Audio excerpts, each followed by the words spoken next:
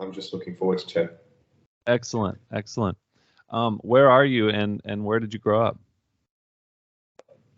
So I'm currently living in Berlin, Germany. I'm also coming from Germany.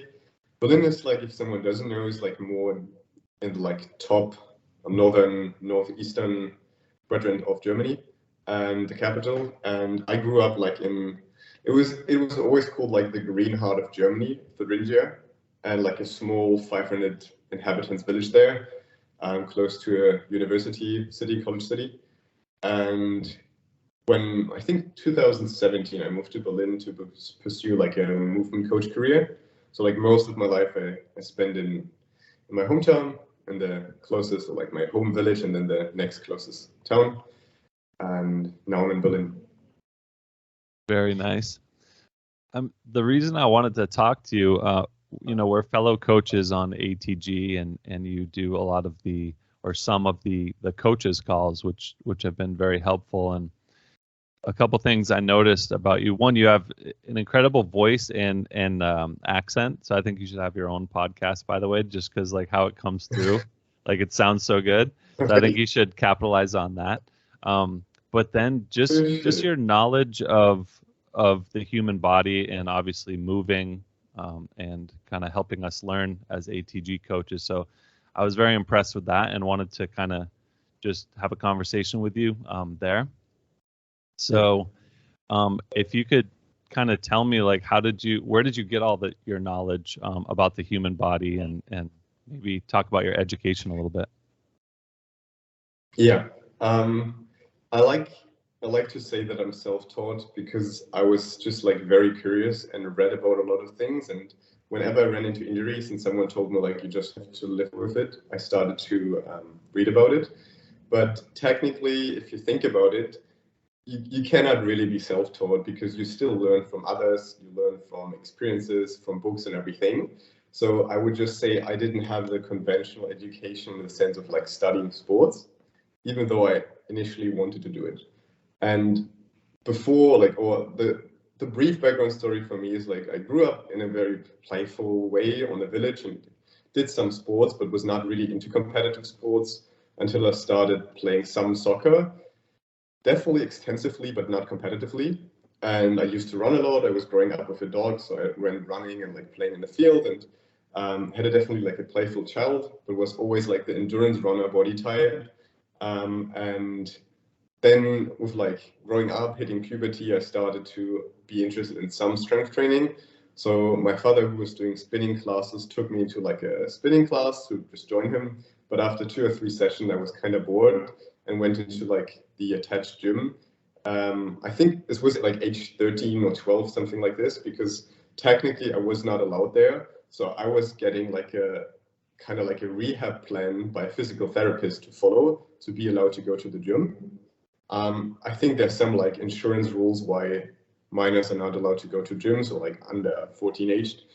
And I was interested in the gym, did some of this rehab stuff, the super boring like abduction, adduction, hip machines, some mostly machines, but I found this cool counterweighted machine to train for dips and pull-ups, because back then I couldn't do one pull-up or one dip.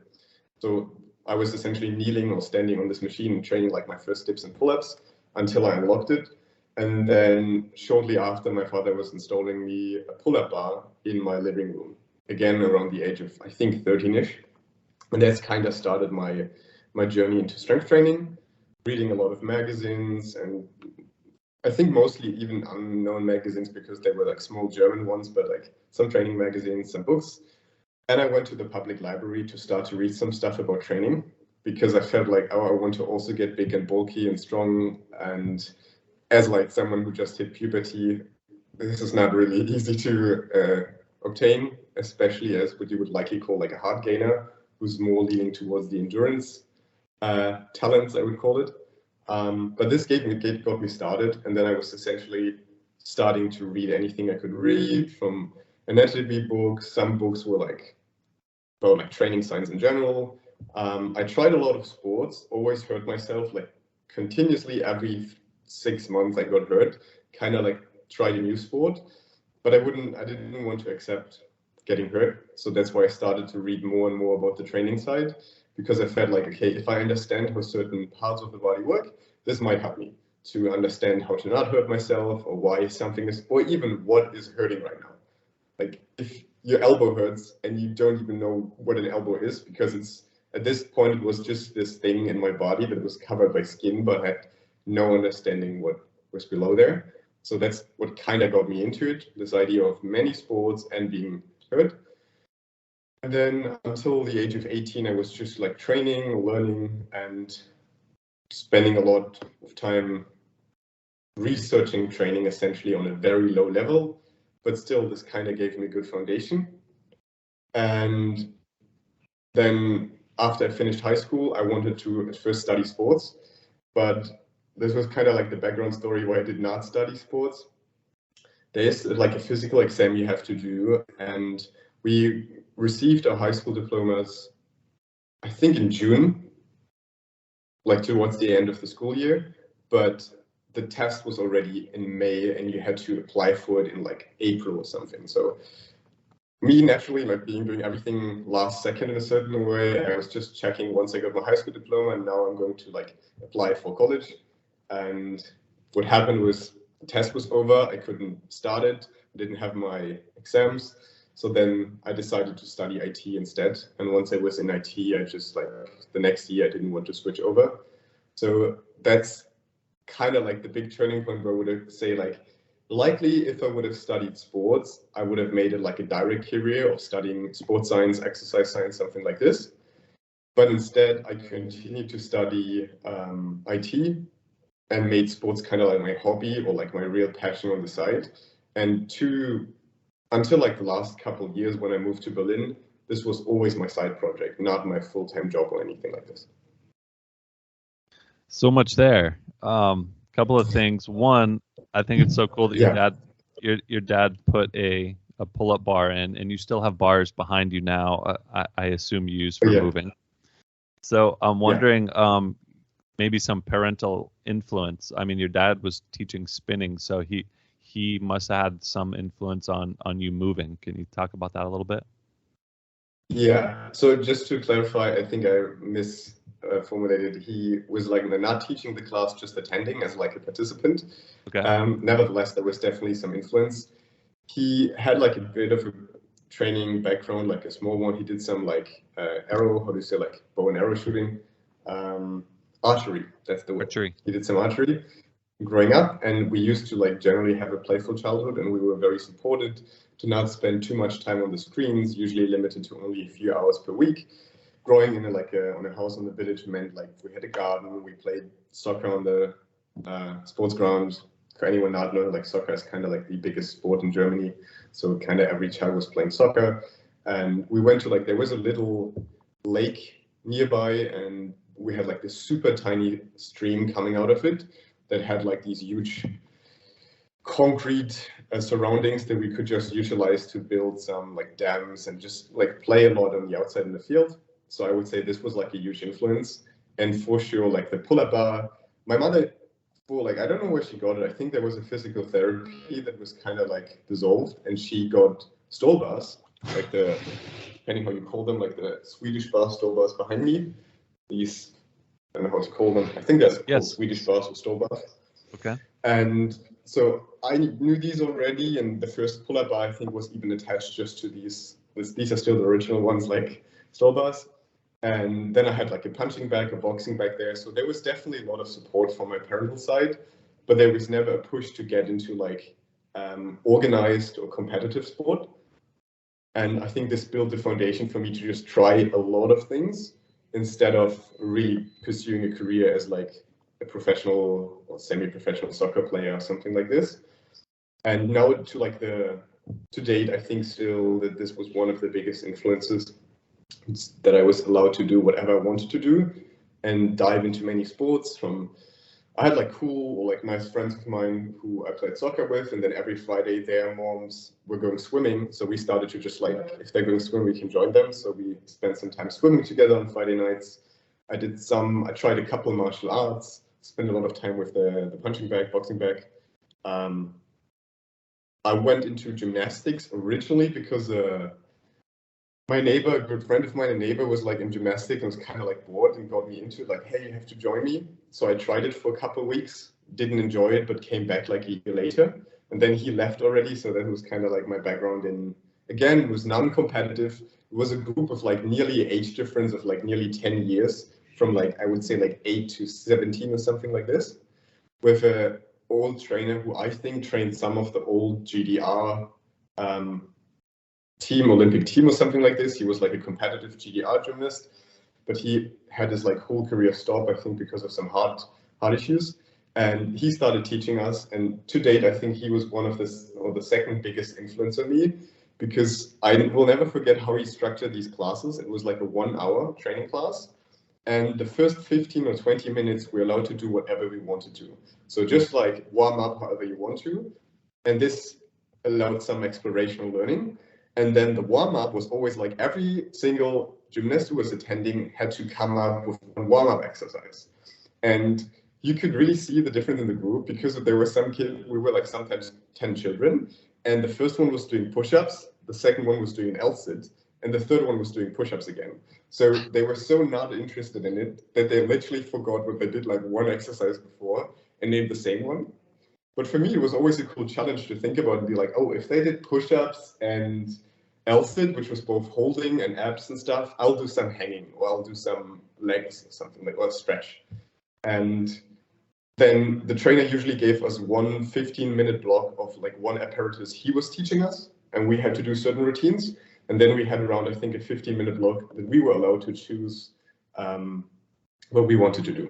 So we were choosing one apparatus, but he was giving us the routine or the training material. And in a certain way, if I look back at it, I think this was a really nice influence on me to super softly go into the world of training, coming up with own routines in a relatively diverse sport. As in gymnastics, you can have jumping, upper body strength, super coordinated things that you just drill for like hundreds of reps. And you overcome, like we did these weird tests of like climbing up on the poles and then falling down in the foam pit and always going higher to like overcome the fear. So I would say this was a big influence. That's beautiful, man. I love what that coach did. I just interviewed 2 days ago for the podcast. It's not out yet, but I would love for you to listen or watch this. I interviewed Alex Sarama. He's a basketball coach in Italy.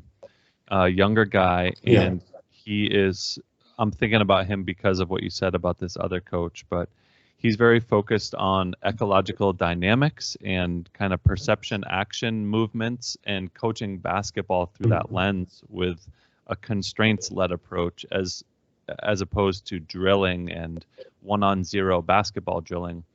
Kind of tries to involve game action and small-sided games and everything that he does, but there's a ton of freedom and autonomy that he's trying to convey as well. And I think that gymnastics coach, just to give you that 15 minutes, I mean, first you just have to wonder, okay, what do I do? And just having to ask yourself that question kind of forces you to consider your body, consider the environment, your constraints or what have you, and then how am I going to move in this environment? So it gives you such a nudge to start considering things outside of yourself and within yourself. So that's so very cool that he did that.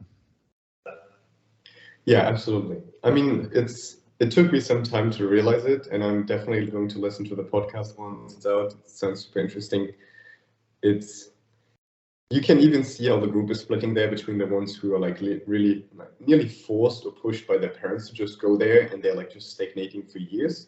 And then the ones who literally come there because they chose to and they wanted to. And then you nearly had like a to-do list that you wanted to do that you came there with and were like, oh no, the first 15 or 25 minutes are over already.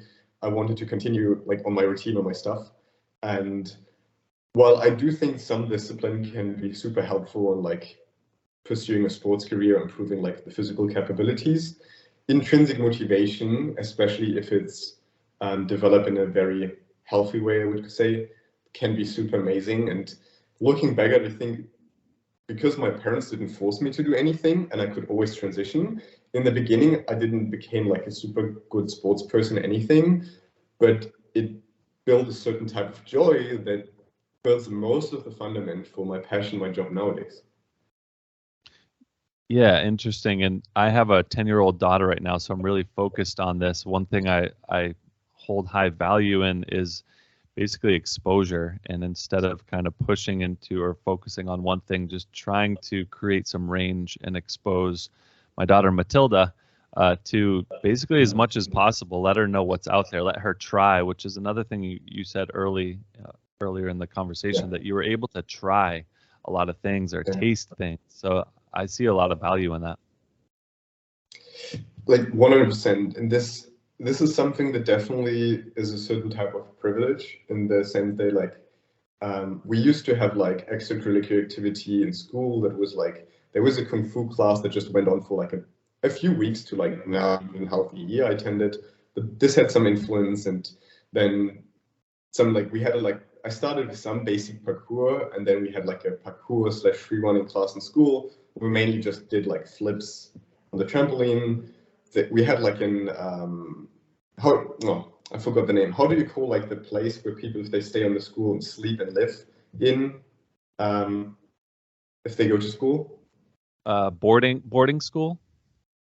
Oh yeah. So yep. I was growing up on a very science-based specialized school. Just like in primary school, I enjoyed doing like math and nature science, and then literally 10 minutes away from, like by car, 10 minutes away from where I was living, in the, like on the northern end of the city, there was the school that was like famous in whole Germany, and even like winning international competitions in math, physics, biology, all of these things. And I was like never really into this stuff, but I enjoyed it. So my math teacher and main teacher recommended me to go there. We had to do like an exam there. So I went to the school, and they had good funding. It was like a public school, but like partially private in the sense that they had private funding. So we had super cool equipment. We had like heaps of science classes. And we were allowed to have like a specific curriculum with like more math. And because friends of mine were going to different schools, nearly any nature science topic we had 1 or 2 years earlier than the other schools. And while the school was like the geekiest, nerdy school you can imagine, and there were a lot of social interactions missing, or social skills for sure, we had some cool activities. And the boarding school nearby, after school, had access to the school's training facilities, from like a weight room to essentially just the gym, like the gymnasium. So this kind of opened the doors for me, because a couple of my friends were on like the boarding school aspect of the school.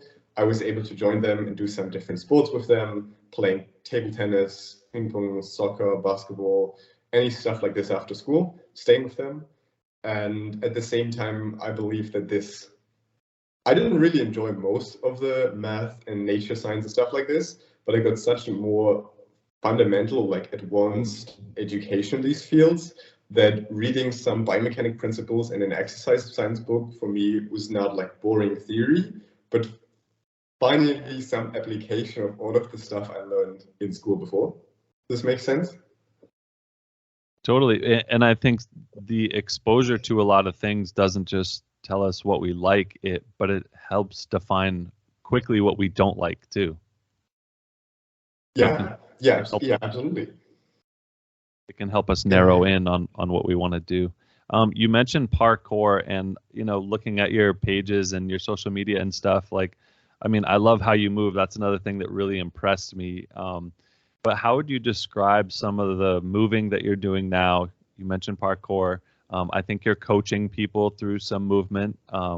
So, I don't think a lot of people, especially in the States, know a lot about that stuff. So can you explain that a little bit? Absolutely. So again, just to tap into the history, I did a lot of sports, always got hurt. And that way I was kind of like a jack of all trades in training, but I didn't find like a name for this. And then around between 2008 and 2010, I found the first videos on the blog from Edu Portal. For anyone not knowing him, he's like a kind of like movement coach from Israel, who called this thing like movement with an uppercase M as a type of, he called it like a holistic, generalistic practice of like not becoming the best in one thing, but pursuing as many physical traits as possible. For quite some time, I was like even a fanboy and really enjoyed it, but his coaching was super expensive, so I just like soaked up all of the free content. But there is, I would say, like it's still niche-y, but still a relatively big niche called, it's usually referred to as a movement practice, movement training, movement culture. Depending who you're talking to, some are like super extremists and say it's not training, it's like practice and lifestyle, and it's about the culture, anything. But effectively, I found something that united a lot of things that I wanted to do, where I didn't feel like, okay, when I always do things and get hurt, I can't pursue them for long, I'm shit at everything. And this person found this perspective of like, don't be the best in one thing, but be kind of like bad at everything. So if you take someone who's like a soccer player, he will be or she will be much better than you in soccer. But if you compare all of the other skills that are out there, you will likely be slightly better in many different things because you have a generalistic approach. And this can again lead into a certain type of like elitist thinking. But it's just a cool idea of, instead of getting perfect in one thing and oftentimes suffering from what was described as like specialist diseases or overuse diseases. For example, you play always tennis with one arm and your like shoulder starts to hurt. It was more like a generalistic approach, which factored in strength and conditioning, mobility training, but also coordination like juggling, parkour, like environmental practice, hand balancing inversions, acrobatics, martial arts, a lot of partner work, partner games that don't even have a fighting context anymore, but still you do some stuff with a partner, dance, you name it. And I'm super lucky or like super happy that I found this type of perspective at the age of, wait a second, I was like 15-ish, I would say 15-ish, because this gave me a foundation of, instead of trying to find something that I didn't fit in before, I found something that I felt like I fit in. And because I couldn't afford the coaching, it made me research it myself and connect with a lot of others. And there were dancers, b-boys, gymnasts. I dove into calisthenics a lot and went to the weight room, had exchange with sports students who came from all different fields. And I would say this movement world can just make you very open-minded, because you know any type of person you go to who does any type of sports, you can learn from. And there are certain principles to follow. Sometimes it sounds even like a religion, but like this idea of like, everyone can be a teacher as long as you're like a good student and you're just willing to listen. And that's what I would say I still teach nowadays. I just in a certain way distance myself from the exact teaching of like this movement culture, because everyone has their own decision or like their own definition. And I just felt like I have a stronger interest in some acrobatic stuff. So looking back at the last 15 years, 14 years of like training, if stuff in a certain way is acrobatic, and it interests me more. And you can think about like Taekwondo as like a more acrobatic martial art, or parkour, gymnastics. Even CrossFit was interesting because they also did like muscle ups and ring work and stuff like this, which doesn't mean if something is not acrobatic, I don't do it.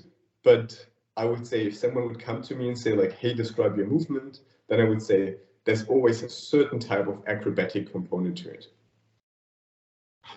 Yeah, I noticed on your website, you kind of labeled yourself as an acrobat, and I had never met anyone that had said that, so I thought that was so cool, and I wanted to learn a little bit more about it. But a couple things come up about the movement culture. One, you mentioned, being open-minded. I wonder if a certain personality actually will lend itself, because you might have to be open to some of this movement culture stuff. So only a certain type of person might enter into that world. Yeah, I would absolutely agree with that, especially because I was not so competitive, I had an easy time. Sometimes I get a bit competitive and then I notice I want to pursue one thing, and always drives me away from being more generalistic, because then I feel like, oh, this one gymnastic move is super cool and I want to learn it, or this one acrobatic move.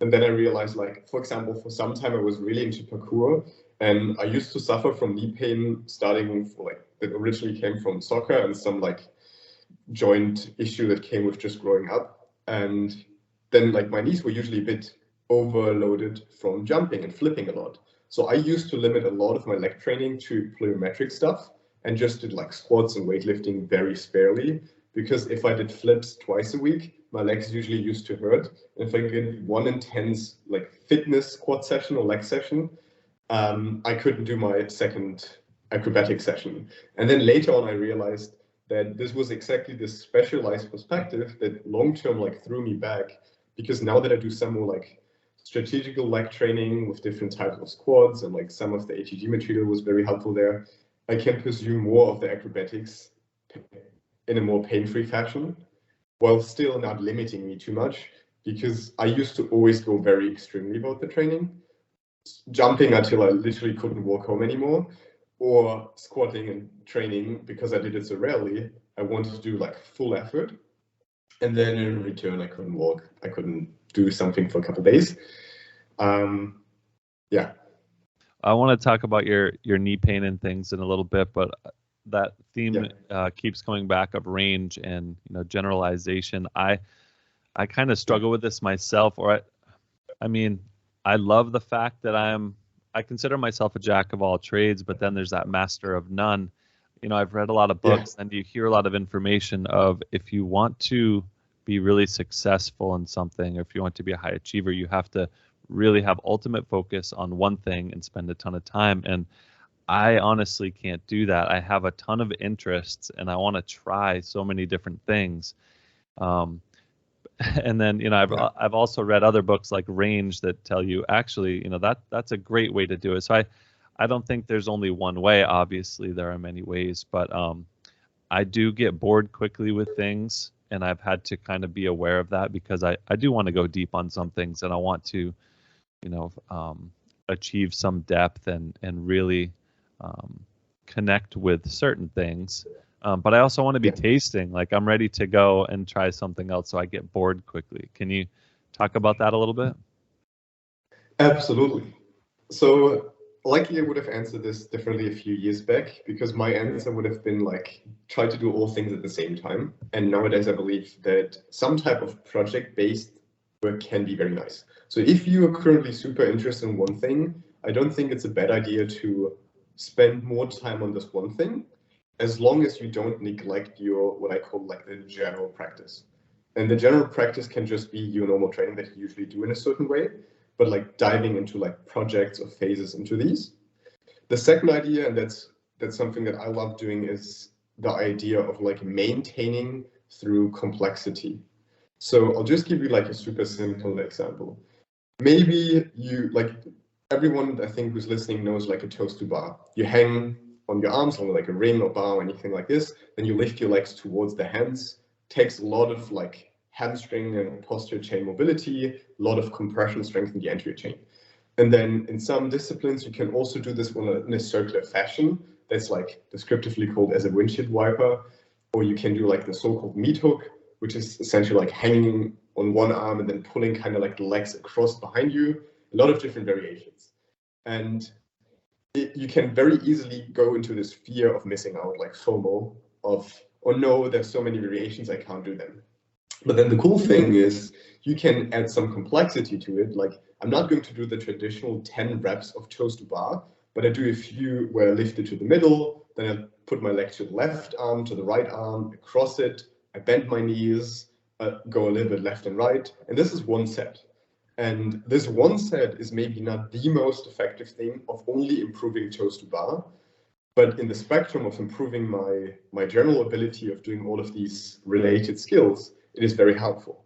And this can be something like, you want to just maintain your pull-ups, then you take one of these pull-up bars with the different handles, and you try to do one different pull-up in every different grip.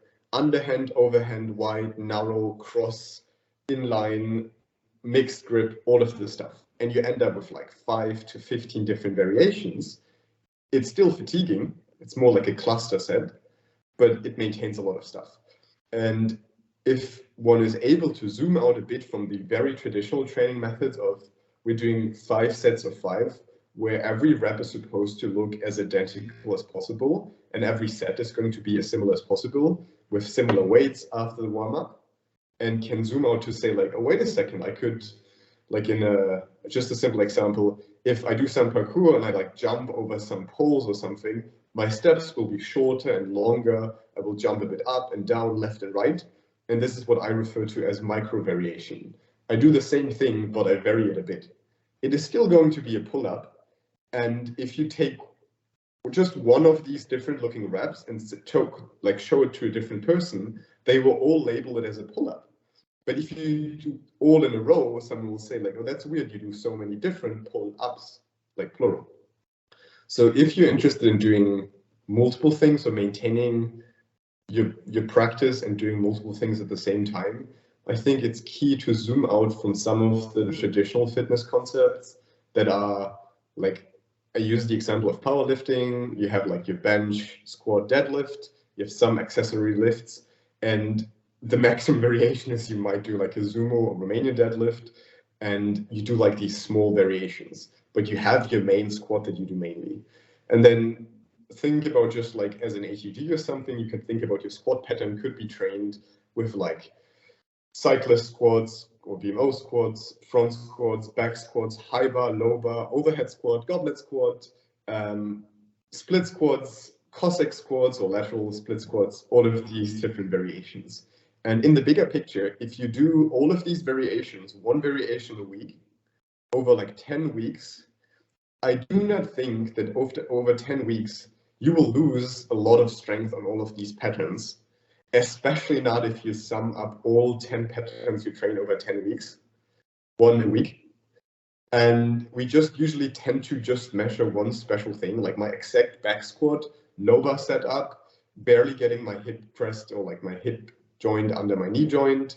And my max number is the one thing, the one metric that I measure everything from.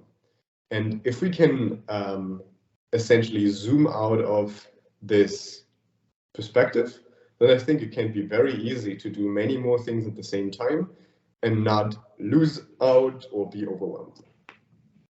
That's really helpful. It makes me think somewhat of time, whereas if we focus on the one thing, we may be able to maximize in the short term, but the generalization is more of a long-term marathon approach, whereas over a long period of time, there'll be kind of a synthesizing of knowledge and abilities that will come together. Yeah. And like, this is a topic you could go in for hours. I'll try to keep it short here, but I'm super passionate also researching this, because in a certain way, I do believe that our research and knowledge in the training world is very much formed or shaped by what we currently do. And if we think about most sports that we do, they are super linear and simple in the sense that we have like powerlifting or weightlifting or like CrossFit, and CrossFit is already like much more complex. And I think this is a different topic, but we still have most of the sports very simple. And if we look at research, a lot of research is done on how can I get my squat up by doing squats? And if I have one metric and I want the direct improvement, that's simple. But if I think about a climber who has to have so many different types of like pulling abilities with leg support and lateral movements, vertical, diagonal, so many different arm positions, you will likely not go to a climber and tell them, if you can just get your one exact chin up technique up as much as possible, your climbing will improve much more than if you climb. And the reason is that if you climb on a wall and you have different routes and different setups, you will likely have so many different training stimuli. And if we start to if we stop to only measure one thing and start to measure the bigger picture, then we will see completely different outcomes. Because if I measure a movement practice that gets me better in a million things at my squat, bench, deadlift, it will be the worst practice ever. And that is completely obvious. And if someone is just transitioning from, let's say, weightlifting, where they have a couple key lifts and like a couple mobility traits, and goes into practice where, for example, in some of the acrobatics, you do flips. And I have to say, anyone who's doing flips before, a front flip sometimes sounds like less frightening than a back flip, but biomechanically it's way harder, because the full rotation comes very much from your knee joint. And in a certain way, you can think about your front squat. A standing front flip is more like a front squat or a sissy squat or BMO squat, which is much weaker than your back squat or deadlift.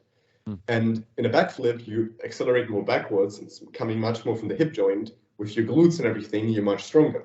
So if I would only train one type of vertical jump and improve it, it will likely only improve my jump in general. But I need so different abilities on a standing front, back, or side flip than just a vertical jump, that already there I start to have to train different joint dominant pattern and stuff like this. And the reason why I feel like this is so important is if I just take jumping flips and a couple basic lifts for it, I would always necessarily train my front squats or even sissy squats and my back squats and hip thrusts and some type of like for example, like an offset loaded squat where I have like a dumbbell or kettlebell only in one hand to have more transfer into my side flip or anything like this. And if we can make these tiny connections of like slowly thinking out of the box, I believe this can be amazing for it. Instead of instantly pursuing a practice where you have 1 million goals, go from a practice with 3 metrics to practice with like 10 metrics. And then season by season or year by year, you broaden your horizon, you start to be like, oh, I love handstands. And my new PR is also how long you can hold a handstand. And I will find out that nearly none of my conventional lifts will ever relate to this. And this slowly transitions into this idea of like, for a soccer player, his performance on the field benefits from a lot of the lifts, but no one is going to score more goals because of a heavier back squat or a back squat PR. And that's kind of what I feel like the movement world can bring in. That's really helpful, and it keeps things interesting for me too, so you don't get bored with one particular focus, and it makes me think back again to the coaching and the movement theory around ecological dynamics, because what I did as a basketball coach and what a lot of traditional coaches do is drill with fundamentals. This is exactly how you should put your feet for this layup, or even with soccer, this is exactly how you're going to kick the ball. But then, as we know, the sport is so dynamic, and then when it's studied, there is no movement that is the same, every single time. There are so many dynamic movements. To be able to train, to have the perception action, see what's happening, and then react based on that, to kind of train in a way which gives you a range to allow for all these different movements. That's very helpful. This is kind of we can never prepare for anything in the world, but there's this one funny term or concept in the movement world called improper alignment that has the idea that we always usually strive for perfect alignment, like the perfect form back squat or perfect form lunge. But if you think about it in real life, if there's like a bump on the field or like an earth clump or something like this, and you trip or you roll your ankle, you want strengthen way more ranges. And this means having more range of motion available in a very active, passive way of like, for example, can I open up my shoulders more like a swimmer? And does this help me in some sports? But then also this idea of like, there's certain directions that joints are not supposed to move into where we can load and condition them. And just as an example, in gymnastics and calisthenics, there's this straight arm strength. Straight arm strength just means, think about like a straight arm lat pull down or a side like delt raise, like lateral delta raise. If you think about it, your elbow is like, your bicep is neither pointing up or down, it's pointing more forward in a normal traditional technique. And this means you load technically the outside of your elbow. And there's some muscles running there, but it also loads some of the ligaments in the joints. And if you just do lateral delt raises, likely your muscle will limit you all the time. But in gymnastics, if you try to support your whole body weight in a press to handstand, an iron cross in rings, or some type of like lever position, you now start to have not just like 10, 20 kilograms resisting you, but your whole body weight. And then joints, these lateral aspects, especially in the joints, can become a limiting factor. And the idea of improper alignment is like not just training in the most traditional straight alignment, but getting strong into the position of a rolled ankle.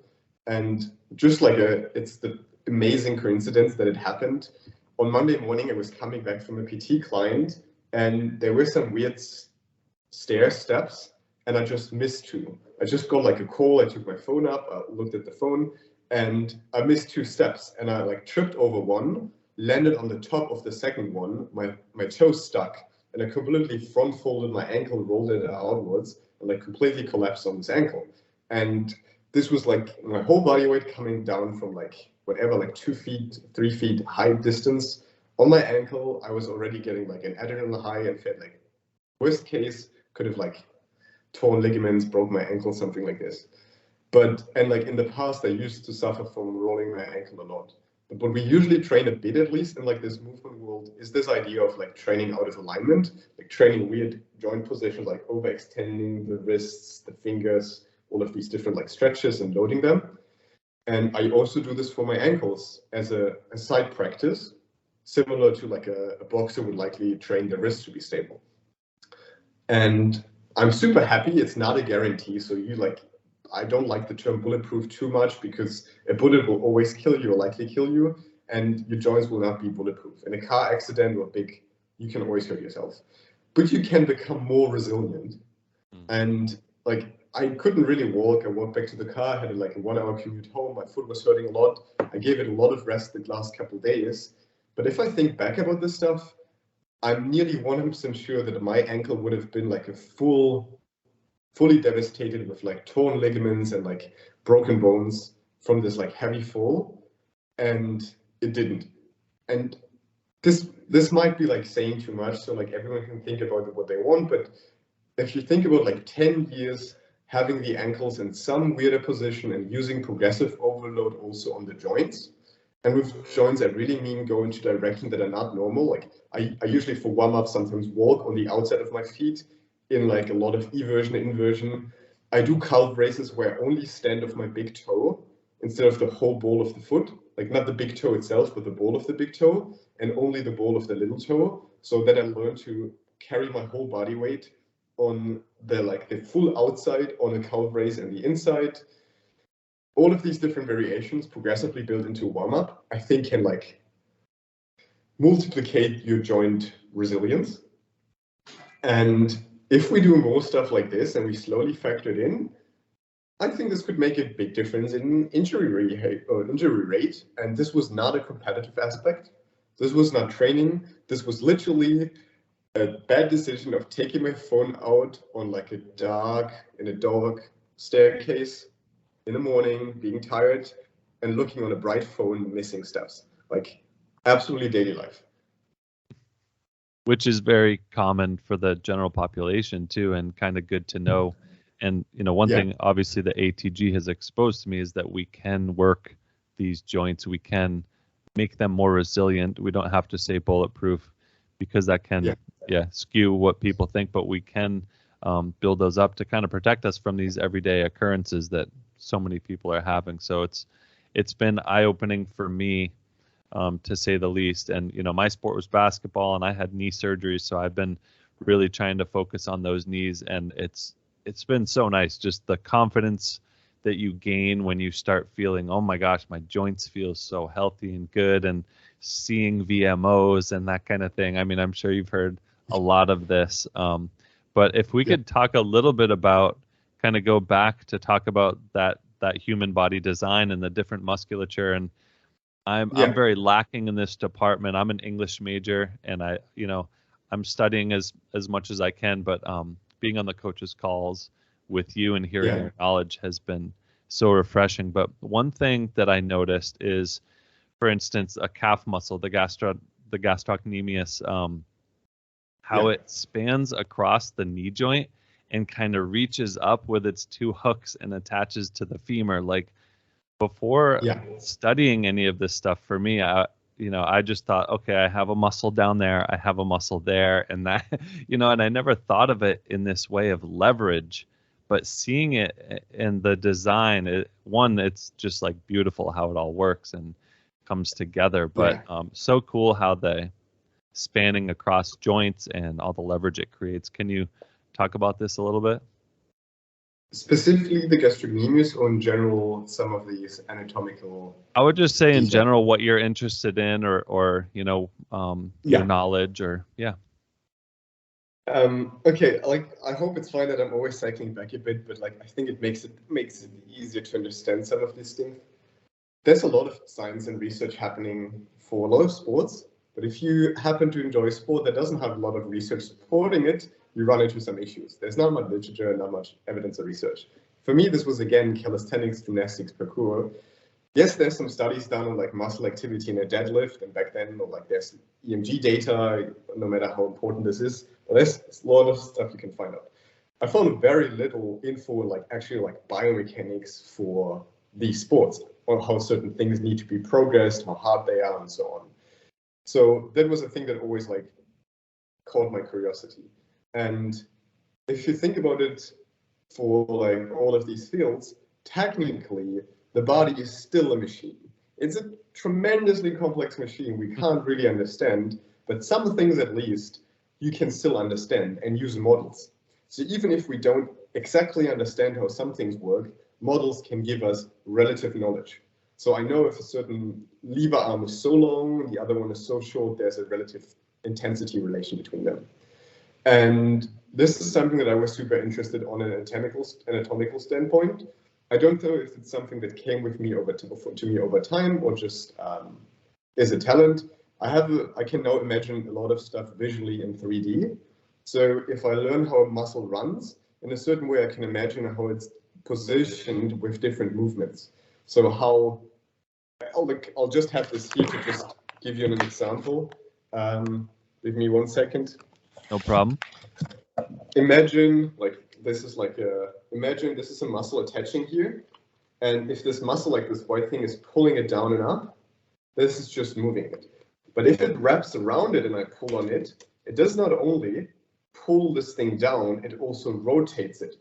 So depending on what side it wraps on. Exactly. And like early on I realized, wait a second, this also means if this muscle is attaching here, right?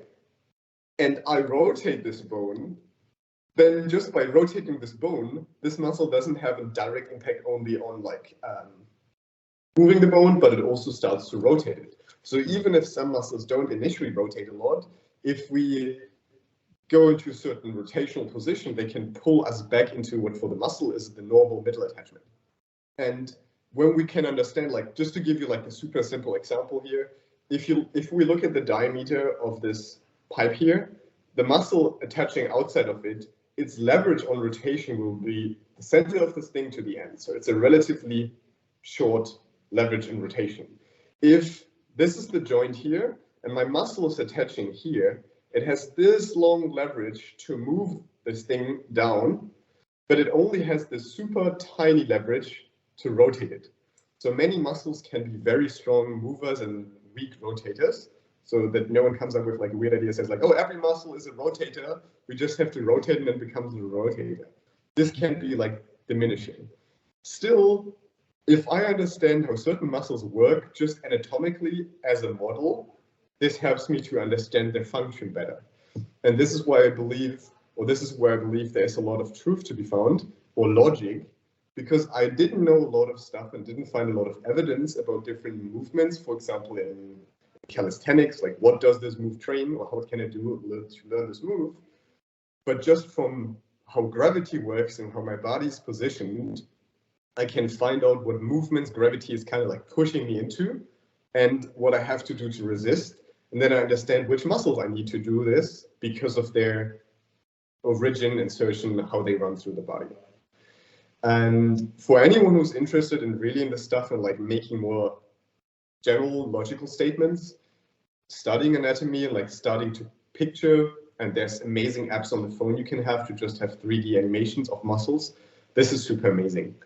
And if you then add this together with a couple principles from biomechanics, like for example, what I always say is like the muscle is not just like a motor that can just pull.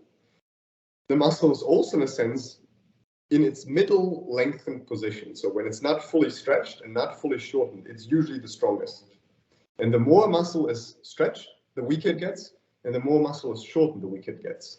So this means if a muscle is in its middle position lengthwise, it is a bit stronger, or relatively much stronger than if it's fully shortened. And if anyone wants like an example for this stuff, you can take nearly any end range movement and try to use just 1 or 2 pounds there, and you feel how hard it is compared to if you're like in the middle range of a muscle. So like if you do a bicep curl and you try to hold your arm like this position, your forearm is horizontal, meaning you have like a specific leverage. Just holding a small weight here is very hard, a dumbbell. If I hold the arm like this, it's still horizontal, it still has the same leverage, but my muscle's in its middle range now, so I can hold much more weight here. And if I would be like, what's a good example? If I would be like this, it's much harder again because now this muscle is very stretched again, or relatively stretched. And this becomes especially interesting with muscles that span 2 joints. So you were describing this one calf muscle that runs over 2 joints. So if one joint is lengthening the muscle and the other joint is shortening the muscle, it stays longer in the middle position.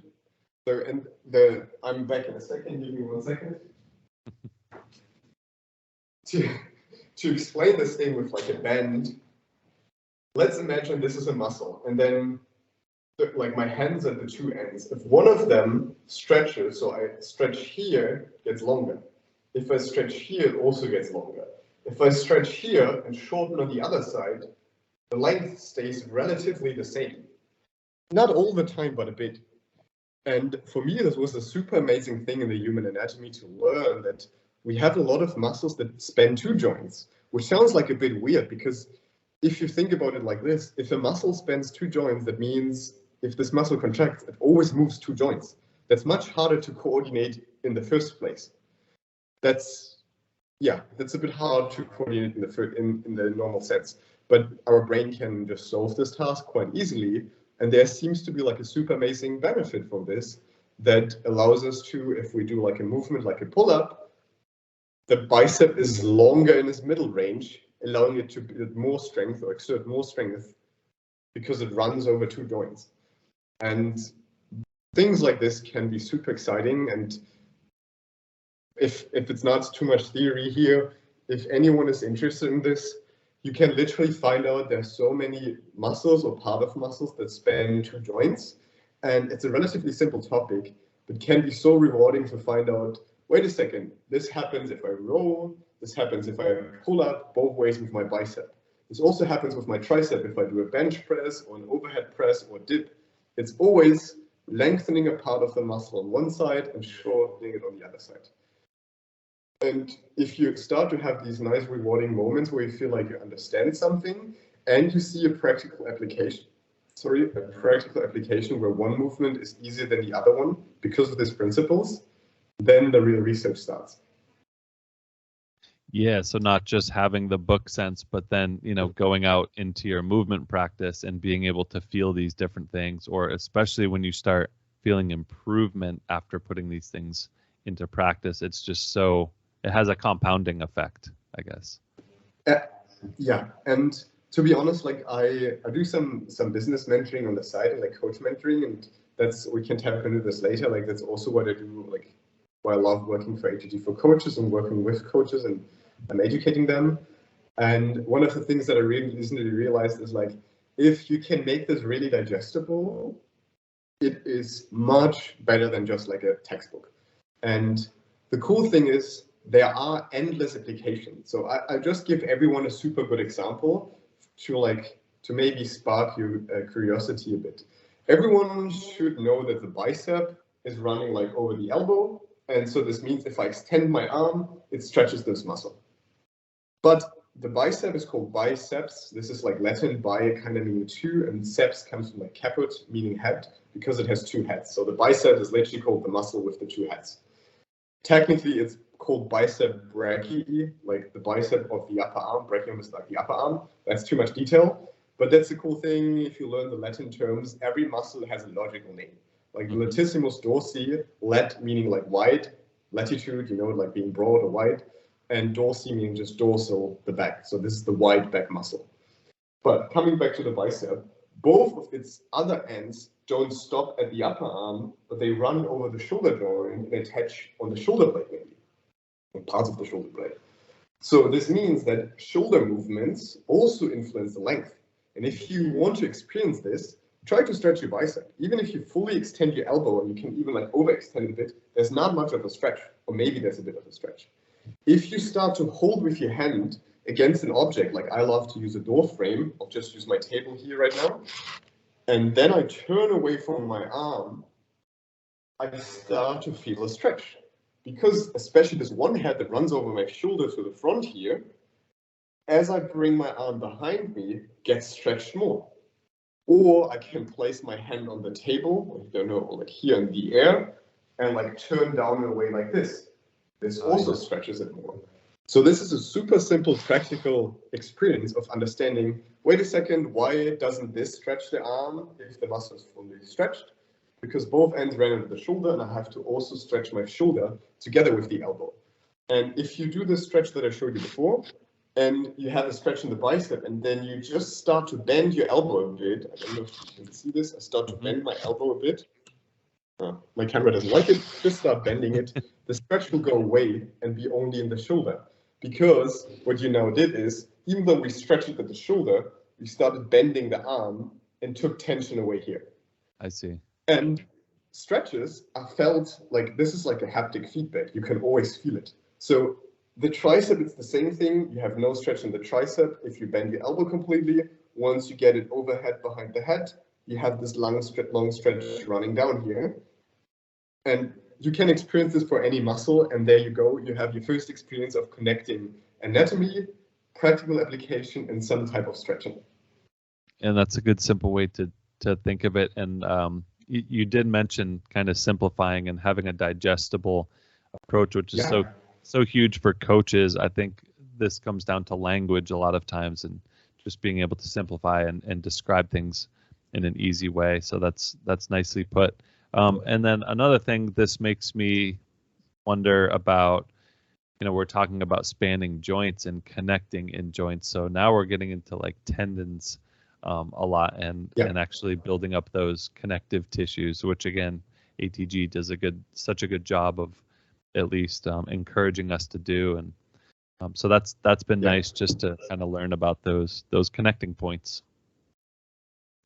And just to like add one detail there, to be honest, this is quite simple. Like it sometimes sounds very complex because it's like, oh, there's so many muscles in the body.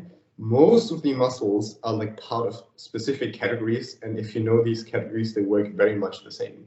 So every muscle usually ends up, like the muscle is kind of like a motor, and the motor is connected to something to transfer the force. And this is what a tendon is. So like oftentimes still we have these public beliefs about tendons saying like, oh, my tendon is too short. Oftentimes it's not the tendon being too short as a side note, and it's more coming from the muscle, but like my tendons, many just call these names, but if you would ask them what is a tendon, it's very hard to describe.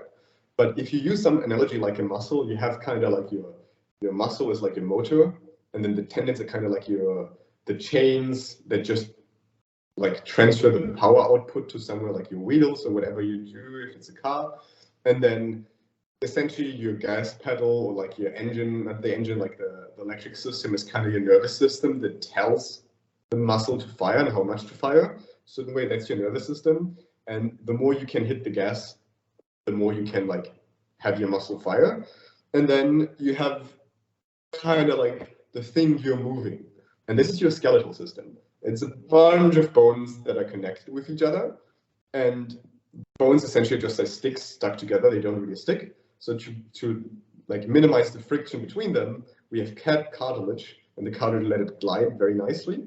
This is already super simple. Okay, what's cartilage? That's just the thing that makes the bones glide nicely. That's kind of like your anti-friction material.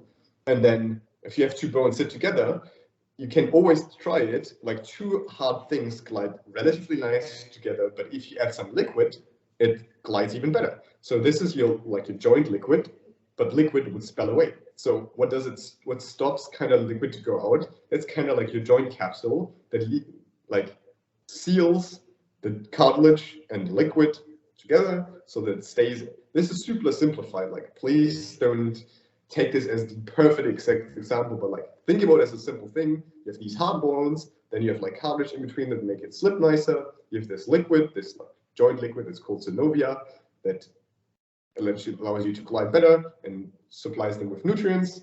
Then you have the capsule around it. You have a super simple system. And then joints could still bend into any direction possible. So to block or avoid unwished movement, we have ligaments. So for example, my elbow is supposed to bend and extend. It's not supposed to bend in like this upward way or downward way. And then I have like ligaments in different ways stopping unnecessary movement. This can be blocking rotation, like in the knee. This can be blocking lateral movement. And in the knee, it's super simple. Like some maybe had like some medial collateral ligament damage, or lateral like LCL or MCL. Maybe you heard it before.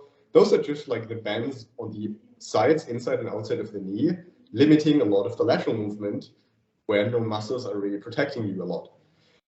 And technically, the whole thing I just gave you is base level, but that's the whole anatomy, a lot of the anatomy to know. And there's much more specific anatomy with understanding how muscles work and fascia and how like tendons attach and all of these complicated things. But if you can take this one thing away as like, okay, now I know a couple of terms, can imagine this as the super visual thing, I have a 10 times better understanding of what's going on in the body. And it will not start to tell like, oh no, my ligaments are too short, I have to stretch my ligaments. That's the worst thing to happen. That's literally like having loose tires. It's like, you don't want to stretch your ligaments. They are there to like prevent unwanted movement. And only in certain senses, we want to improve it a bit so that we have more movement. But ligaments are passive. They are literally like, they don't actively contract. So this means any motion a ligament or joint allows, a muscle needs to control. And this costs you a lot of energy. And that's why the body doesn't want it usually to happen. Very simplified. Sorry for going off board here for a second. No, that was super helpful. And thinking of the ligaments in that way is very helpful. So thank you for that. Can you talk a little bit about your own knee pain? You know, you had some joint pain. I think it was from a lot of parkour and jumping. You were saying my knees, I've had 3 surgeries on one knee, and then just started, I'm 42 now, but last year started with a ton of pain right in the front, right in the front of the knee. So can you just talk about your experience with knee pain and maybe how you got out of it? Yeah, absolutely. So very important here is that like I luckily never had like a surgery on my knees. I used to kind of like go with the worst injury or pain I could have naturally without needing surgery. Also because usually as soon as the doctor was talking about surgery, I got afraid and stopped doing something, but still had some like damage. And a lot of the damage was coming from growing up, from like certain type of like partially torn or overstretched ligaments to like overuse injuries and cartilage injuries. And a lot of the stuff also happened between the age of like 8, 9-ish and 14 when I played a lot of soccer. And I just like, I was always going out of like over my limits, and like in all of these like contact situations, I pushed into my opponents, and then like my knees had all of this lateral load. And the worst damage I got kind of was like from a lot of the contacts, which meant like I usually couldn't really walk after the games. I always like limped back home, and every Sunday after the games, my mother was asking me, why do you do this if you can't even walk to like lunch afterwards? And it's like, I enjoy it so much, it's so amazing, but like this kind of happened nearly every Sunday, or like a lot. And it was kind of a way of like getting rid of emotion, so it was a cool way for me to do it. But it always got worse to the point where I couldn't really walk, where it started to hurt in my daily life. I had a couple like accidents in the sense that I kicked like the ball, but the ball wasn't there anymore. Instead, it was the floor. We had like this uneven, muddy ground that in summer like dried completely stone hard. And I kicked one of these stone hard earth bulges on the floor. And this like kind of like twisted and rotated my knee outwards a lot. And I don't fully recall what it was. I think it was a partially tear overstretched MCL, and this happened on my other knee as well. And then with some of the parkour time, I just did like very hard jumps. In gymnastics floor, you can like kick into the floor like a trampoline and then kick off. because it's like rebounding, but that doesn't happen on the floor. I did so much jumping on like the rebounding floor that I had a very bad jumping technique, like stomping the floor instead of using my tendons as springs to jump. And I feel like this, and a lot of running, like I did a lot of running with the dog and up to like, I think more than half marathon distances.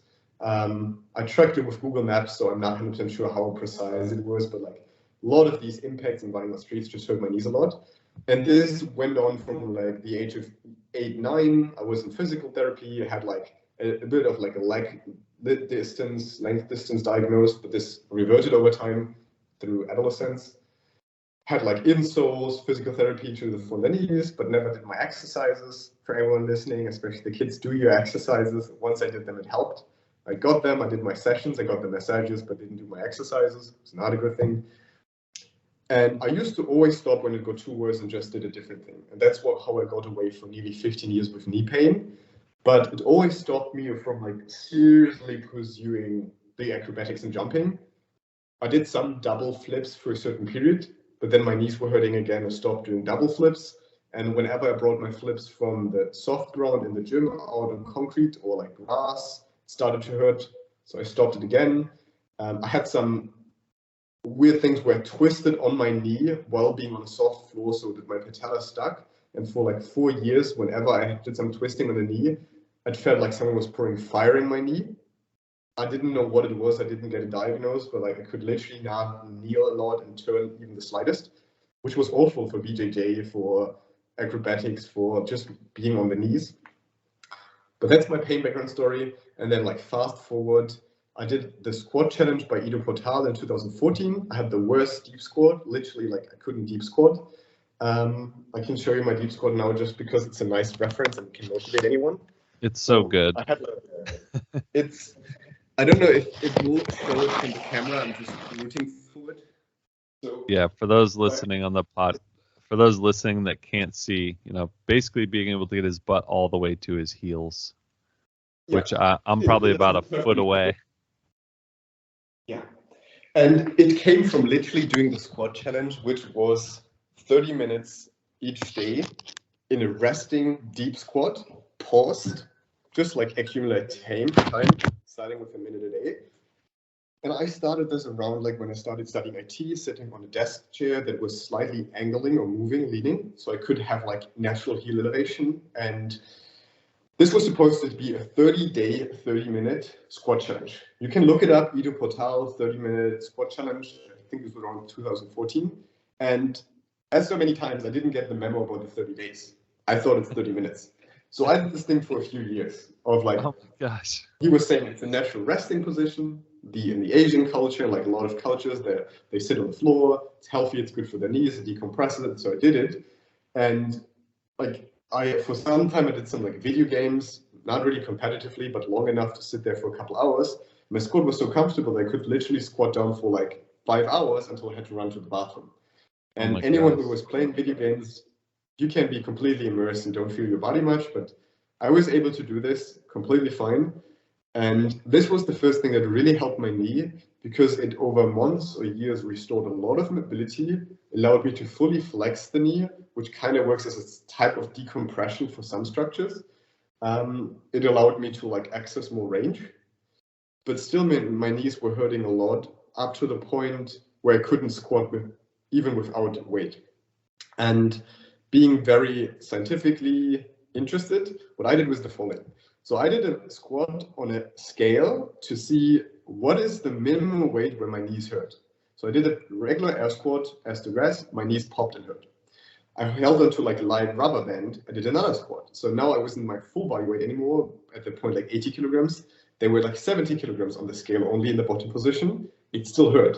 I repeated this process until I was holding onto the strongest band, which was taking away nearly 60 kilograms. So my squat ability, pain-free, was literally 20 kilograms. Not talking about 20 kilograms added, like literally like a 20 kilogram leg press. And this was like devastating for me in a certain way, understanding like, okay, that's why my knees don't get better, because even in my daily life, in a certain way, it is higher than my current capability every time I squat down or do something. And shortly after, I heard about like the ATG system, and I usually didn't get like a trainer or coach. So I just wanted to sign up and see if they can help me. And the day I wanted to sign up, I got a message by Keegan Smith, who had this like trainer education called Real Movement, who was reaching out. He was also doing some movement. And I had a lot of people do cold calls on Instagram. You know, if someone texts you, like you do a comment somewhere like, oh, this looks cool. Someone shoots you a message. Hey, can I help you with this? I wonder what your background is, blah, blah. So I thought it's another one like this. But Keegan was really asking me genuine questions relating to posts from a year ago, asking me questions. And it was like, oh, wow, this person's really caring and asked questions that showed me he knew like the movement world. And he had this Real Movement thing with like a 50% discount first month. And back then in 2020, there was a so-called knee ability certification as part of his trainer program done by Pentratic. And I was like, I can pay $50 a month to do ATG and hope it's helping my knees, or I can do $100, starting with 50 in the first month, to learn how to fix my knees. And being interested on the knowledge side, I signed up there. I started the ATG system. And the two things that really helped me was like the backwards walking and step ups, like this short range work, reverse step ups, sticking to plan for sure. But the second big thing for me was the ATG split squat. And not even because of the split squat or anything, I was already able to do a front split and stuff like this. My hip flexors were super mobile. The thing that like struck me, and it was literally like a revelation for me, was if I can't do push-ups, I elevate my hands or my clients' heads up to the point where I do push-ups against the wall. And if I take a split squat and I elevate the front foot, the rear foot will carry more load and the front foot will carry less load. And I literally elevated it to hip height on the desk, where I was standing with most of my body weight on my rear leg. And out of curiosity, I placed a regular scale on my desk, did a split squat with my foot on it, and I found out that I had these like 10 kilograms, 15 kilograms on my front foot, which was exactly half the weight or my pain-free weight that I knew from before.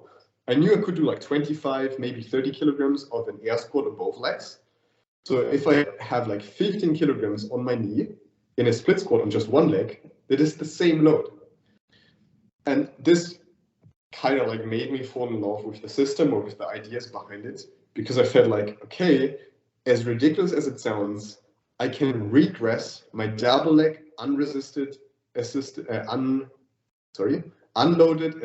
air squat by just doing a split squat, where most of the load is carried by a straight standing leg. Standing doesn't hurt me. And the bent knee position is super easy and convenient. And that's essentially my background story, fixing my knee pain of like just doing these things. It's essentially just progressive overload. I did nothing else than do some of the routines. A lot of the other stuff, like the calf raises I did already, tip raises I didn't do directly, but a part of my ankle routine was standing on my heels and balancing on my heels steadily. Anyone listening, try it. It's definitely super hard to not walk around, only stand on your heels and balance. And this set my shins on fire. So my tips were already quite strong. But this idea of regressing the split squat was literally the thing that got me into like doing air squats again. And the short range quad work, the blood flow, all of these things, and like paying money for something so that I was forced to do it, that solved my knee pain. That's amazing. It's so nice that, well, there's a dichotomy there, because a lot of what we find out within these exercises is devastating, because, okay, you have to go so far back to find that accessible position. You know, you had to put your leg way up on the desk, and you had to take so much weight off of your body for there to be no pain. So in a way, that's so devastating, because it's like, oh my gosh, I have to go all the way back there. I'm used to squatting with a bar on my back. I have to take all the weights off the bar and go to negative weight like that. That can be really hard. We have to be humble and get rid of the ego. But then also that's always mixed. Once you kind of accept that and find your level, there's also this optimism and encouragement that comes with, oh, okay, well, if I start here and just slowly add, I can build it. Yes, absolutely. And it's even the reverse psychology. Like if you think about like negative weight, it's a negative number that doesn't feel like progress. And I taught women like pull-ups with counterweight, And a strategy that I implemented a few years ago already was like, we're never going to call it counterweight. We're going to train the movement of a pull-up. You're going to stand on a scale with the resistance weight, the weight that kind of what it's taking away, and the number that's on the scale left, that's your weight you're moving. We're never going to say you do a 20 kilogram like assisted pull-up. And the reason behind it is the following. If I want to progress by, let's say, like 5% a week or 5% per month, what's 5% progress on minus 20 kilograms? That's very hard to say. If you weigh 50 kilograms and you have 20 kilograms, I had a client weighing like 55, we used 20 kilograms of assistant. That means she was doing 35 kilograms as her movement. And I can now say a 5% progress on this one is that much weight. And I increase it every week by this. And that just means I know, like, if I go from like, let's say like 35 to 37, then just means, okay, what's your current weight? Let's find out the counterweight I have to subtract so that you're left with 37 that you're pulling. Next week we do 39, then 40, 42, 44, 45, and so on, like small steps.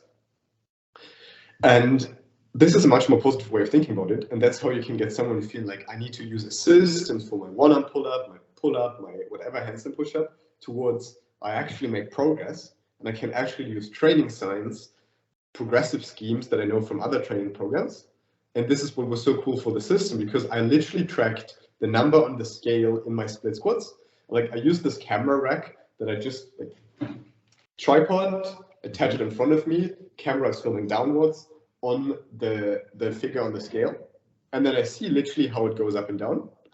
Wow. And then I later on realized it's better to not use a digital scale because the numbers change so quickly. Use an analog scale where you just see this pointer move a bit up and down.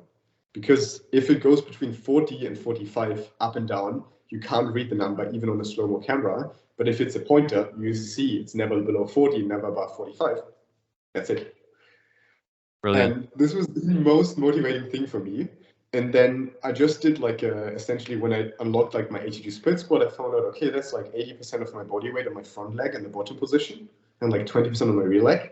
So now in the future, I can use this with my clients. I can literally say, you need to go from your current ability to this ability. I know that a progress of like 5% per month is super healthy. 5% per week can be a bit too much. So we have to find a sweet spot there. And like I work with like a certain sweet spot from the current number. And then I can tell them like, okay, your current ability is there. If your mobility increases accordingly, then I know you will be with your flat ground split squat in so many weeks. And I know that a regular back squat is 100% of my body weight. This is 50% per leg. And 50% per leg is roughly the same thing I have with a knee-high elevation on the front foot on the ATG split squat. So I can now start to say, if I get someone to a knee-high elevated front foot elevated ATG split squat, sorry for the long term, I have roughly 50% of my body weight on this front leg. And this means that I can now very likely do a pain-free back squat. That makes a lot of sense. It's kind of easy to see the math there and a good way to break it down. And I guess we also should bring up the fact that within this, we're trying to achieve that full range. So before adding any of that resistance or before lowering that front foot to add more resistance to the knee, we're looking to get a full bend in the knee, correct? Yes, exactly. Yeah. And there's a lot of benefits coming from like getting a full bend. So like it's a bit complicated for me because like the ATG system is not reinventing the wheel. And I think a lot of the criticism that goes towards the ATG system is that some say like they claim like to reinvent the training wheel. And in a certain way, for me, it was never the thing that ATG was saying like, this is the thing we came up in its original best way and other things are stupid. It's more for me like, I knew a lot of things, like 80% of the movements of the ATG system were introduced in the movement culture. And who, for anyone who doesn't know the background, like Ben Patrick was a student of Charles Poliquin, and like Charles Poliquin was a very like bipolarly viewed coach, but he did amazing stuff. And Ido Portal went to Charles Poliquin and like credit him a lot of stuff as well. So in a certain way, you can say if some of the ideas in ATG that are also criticized, and some of the ideas that the movement culture were doing, they might have been stemming from similar resources. So if like ATG calls a KOT squat, the original name was like a sissy squat, This is stuff that I did for years already, and also regressing and progressing it we did. And a lot of the stretches and the movements we're doing, this is not a reinvention, but this is especially why I joined ATG, because I connected with a lot of the ideas, and this also allows me to teach it nowadays. 90% of the stuff that I'm teaching to the coaches nowadays as part of the ATG system, I knew before already. And the other 10% is like super amazing invention and things. But this means like, I'm not just saying, oh, I know this stuff for 2 years, I'm teaching it now. No, some of these things I learned 2010 from a blog. So that's like 13 years ago now. And this means like, I can't say if for 13 years I tested with clients and everyone, some of the stuff is super working amazingly. And one of the concepts is train full range. And we just do research on it and say like, okay, there are benefits to it. Like a tendon benefits from having a certain stretch to it. And a tendon is a very, very stiff, hard to stretch tissue. So if a muscle is not having a lot of force or a lot of stretch, the stretch doesn't end up in the tendon. And again, like if you want to test it, take a strong resistance band and a light resistance band and attach them to each other so that they're in line and pull them apart. Nearly all of the stretch will happen on the light resistance band, not the strong one. And this is what happens if you try to stretch a muscle that's super relaxed. The tendon doesn't get much of a stretch. Only if you really stretch the muscle a lot, so the muscle starts to contract to resist the stretch, it starts to become stiffer and the tendon gets a stretch. And tendons needs to have a certain stretch to be elastic. And these principles, in a very simple way, is what you can see in ATG as we train full range, and this is one of the benefits from it. And it's not a reinvention of the wheel, just makes certain things more available. And if someone doesn't like it, so it is. Like I don't care if someone says like that's the perfect system or like they make up stuff. Everyone is marketing stuff as their own invention. Is it the nicest thing? I don't know. But the cool thing is a lot of these things are rooted already. Evidence is supporting them. The range training we're doing, there's like logic behind it, and this logic many coaches can learn. It improves their toolbox, and it fixed my knees, it fixed many people's joints. It's principles, so you can apply these principles to other joints as well, and then you become like hopefully a better coach. Nicely said, brother. And it's certainly helping a lot of other people out there. So there's, you know, regardless of opinions, I guess if it helps someone, then that's valuable. Is there anything as we're kind of wrap up here? Is there anything that you're looking forward to, or a project that you're working on, or something that you're studying? What are you looking at right now? And then, are there any places for folks to go online if they want to learn about you, or anything you want to point them toward? Yeah, absolutely.